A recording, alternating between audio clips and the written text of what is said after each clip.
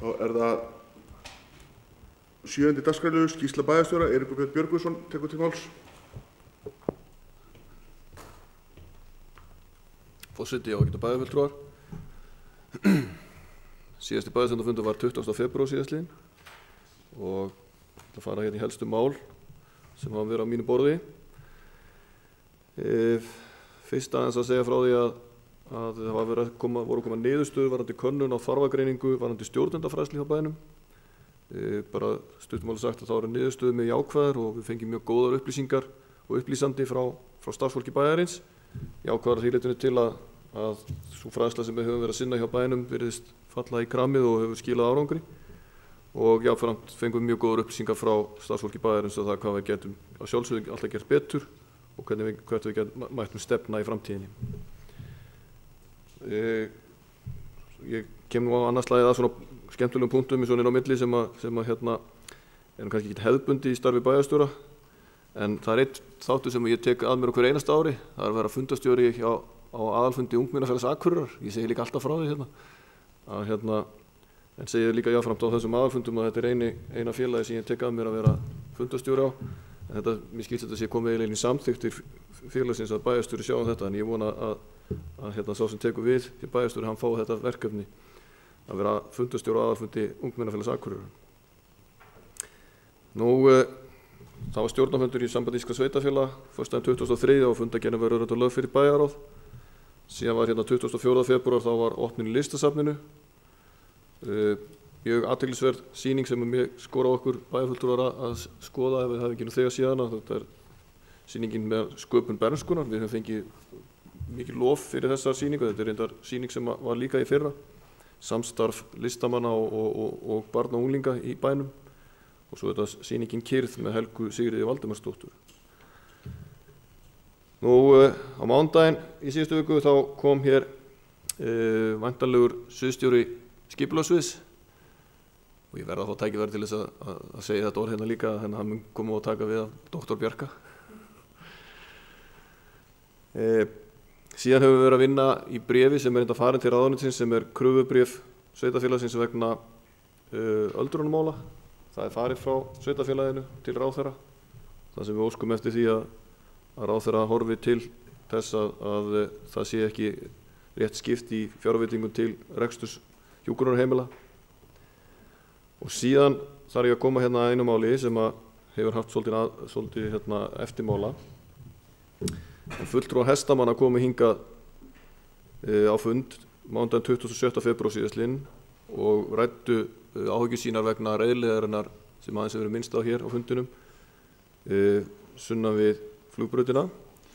Og þetta var mjög góður fundur, upplýsandi og menn skiptust á skoðunum hvernig bara er best að vinna í þessu máli, en niðurstaða fundarins var svo að menn ætluðu að hjálpa stað eða ræða saman framhaldið.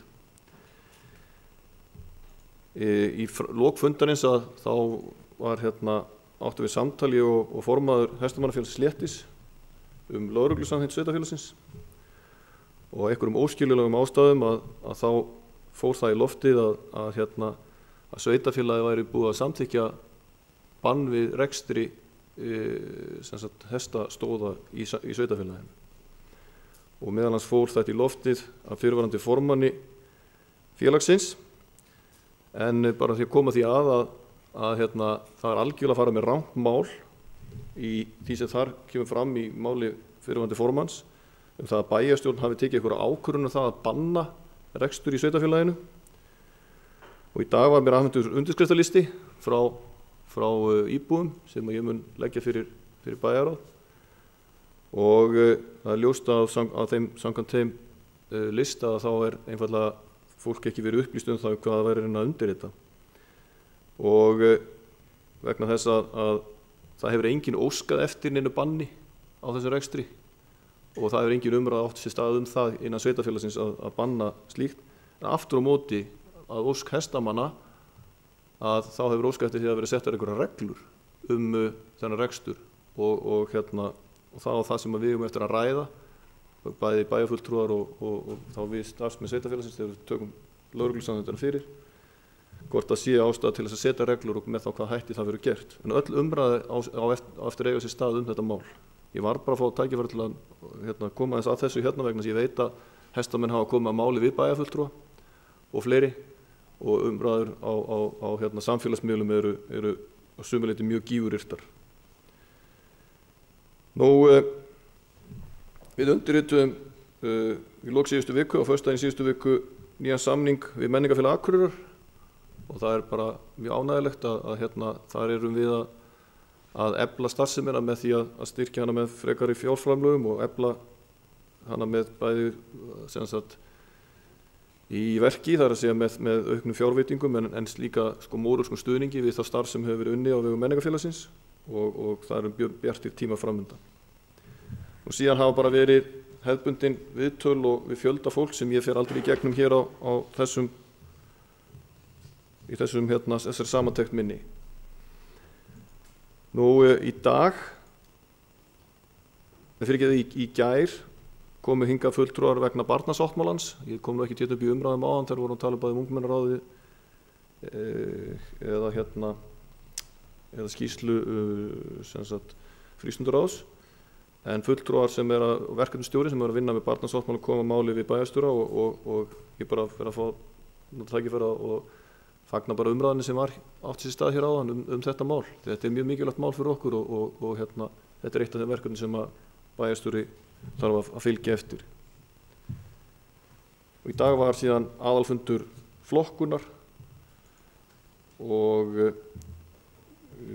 rekstur félagsins gengur ágætlega, en eins og við munið á síðasta ári þá settum við félagið eiginlega ofan í skúffu, en það breytir því ekki að það er velta innan félagsins og flokkun meðal annars aðili að Moltu, en við sitjum í stjórn flokkunar sveitarstjórarnir hér í Eyjafirði sem eigum aðild að flokkun. Bara minn ykkur á 2-3 atriði í lokin.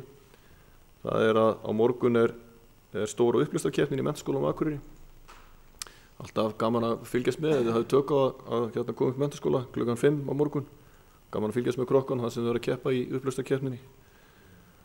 Og síðan það á fimmtudaginn þá var málþingi raforkumál sem að ég skora á bæjarfulltrúa að mæta á líka og fylgjast með og taka það þátt í umræðum ef verður boðið upp á slíkt. Annað var það ekki frá mér í dag, þannig að ég þakka bara kærlega fyrir. Bæjarstjóri Eiríkur Björn hefur lokið máli sínu. Þá vil ég í lokin benda á eftirtalda fundargerðir eru lagðar fram til kynningar. Afgreiðslufundur byggingarfulltrúa 22. febrúar og 1. mars, bæjarráð 22. febrúar og 1. mars, frístundaráð 23. febrúar, fræðslur á 15. og 19. febrúar, skipulagsráð 28. febrúar, stjórn Akureyrarstofu 22. febrúar, umhverfis- og mannvirkjaráð 23. febrúar og velferðarráð 21. febrúar. Hægt að nálgast fundargerðir á heimasíðu bæjarins og segjum fundi slitið klukkan 18:58.